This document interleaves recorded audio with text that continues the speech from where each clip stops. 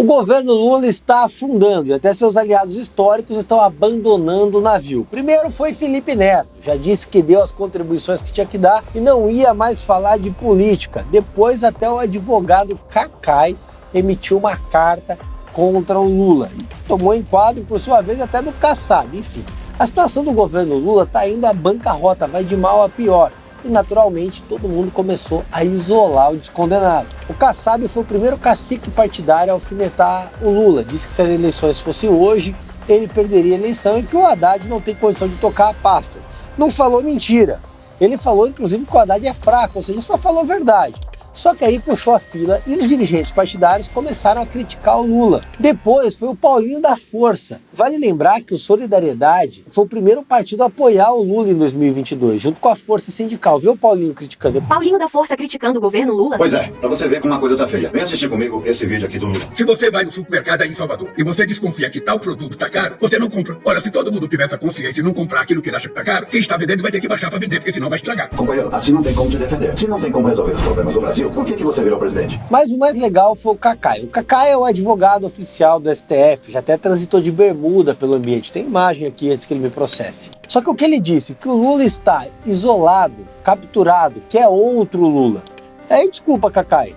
Ele é o mesmo Lula de sempre, só que vocês nunca enxergaram que ele era um inapto. O Cacai, ele é tão próximo do Lula que o Lula e o Moraes já foram até um samba na casa dele. Tem uma proximidade ali, um grau de amizade mesmo. E o Cacai não é qualquer um, ele é um cara com altíssima influência, trânsito livre entre os ministros do STF, é um cara com altíssima influência política, um dos maiores lobistas do país. E aí a gente pode falar, se teve um cara que trabalhou pesado nos bastidores para colocar o Lula na presidência, foi o Cacai. Cara que trabalhou contra a Lava Jato, que articulou advogado, esse cara tá sempre ali, nas sombras, ajudando o Lula. Aí vamos abrir aspas, porque o Cacai falou, em palavras do Cacai, o Lula do terceiro mandato, por circunstâncias diversas, políticas e principalmente pessoais, é outro. Não faz política, está isolado, capturado. Não tem nem ao seu lado o pessoal com capacidade de falar o que ele teria que ouvir. Não recebe mais os velhos amigos políticos e perdeu o que tinha de melhor, a sua inigualável capacidade de seduzir, de ouvir e de olhar a cena política. A grande verdade é que o Lula é o mesmo picareta de sempre, só que agora tem a internet para escancarar a verdade e todo mundo vê o inapto que ele é. E aí o Cacai ainda continuou, dá uma olhada. Com a extrema-direita crescendo no mundo e, evidentemente, aqui no Brasil, o quadro é muito preocupante. Sem termos o Lula que conhecemos como presidente e sem ter ele um grupo que tinha ao seu redor, corremos o risco do que parecia impossível, perdermos as eleições de 2026. Bolsonaro só perdeu porque era um inepto. Tivesse ouvido Ciro Nogueira vacinado ou ficado calado sem ofender as pessoas, ele teria ganho com a quantidade de dinheiro que gastou. Perder uma reeleição é muito difícil, mas o Lula está se esforçando muito para perder. E não duvidem dele, ele vai conseguir. E logo depois, o Cacai deu uma entrevista ao ICL, aquele que é anal esquerdista que tem o Felipe Neto como sócio. E lá ele afirmou que recebeu telefonemas de ministros de tribunais parabenizando ele pela carta. Ou seja, a carta que o Cacai fez criticando Lula recebeu o endosso de gente graúda. Eu recebi centenas de manifestações, centenas. Claro, os que não gostam não me mandam, os que gostam mandam. E essa é a vantagem da vida. Mas de ministros, inclusive, dizendo que Cacai gostaria de ter assinado essa carta com você, mas não posso. Obrigado por trazer o debate. Parece mesmo é que já estão assumindo a derrota, só que nem o Lula tem noção do tamanho da sua rejeição. Tanto é que já saiu essa matéria aqui que o Lula não quer disputar a eleição se ele tiver como Biden.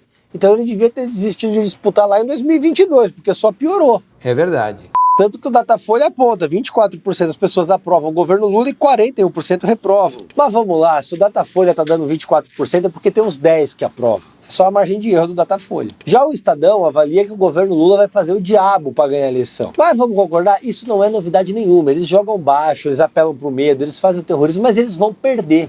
Eles vão perder porque o governo Lula é mentiroso, eles vão perder porque o governo Lula fracassou em todos os seus aspectos. Eles vão perder porque o governo Lula resgatou a corrupção, o governo Lula resgatou o toma lá da cá, o governo Lula resgatou a sensação de impunidade, ele espalhou a criminalidade, as pessoas são encurraladas nos semáforos, as pessoas não conseguem comer, as pessoas não conseguem comprar. O governo Lula vai perder porque ele destruiu a vida de milhões de brasileiros. E tanto é verdade que a própria Rede Globo passou a atacar o Lula. Olha a Dani Lima, o que ela falou. Lula está ouvindo pouco as pessoas e tomando decisões erradas por isso, titubeando nas decisões. Por quê?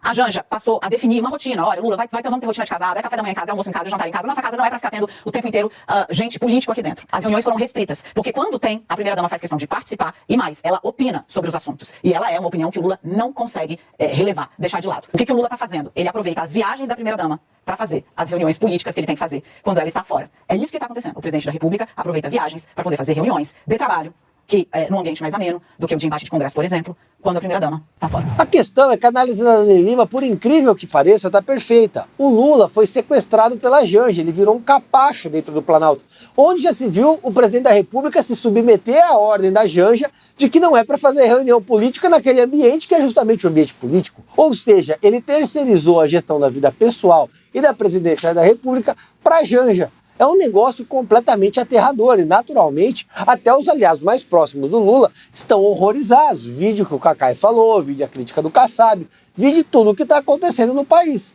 É um desgoverno.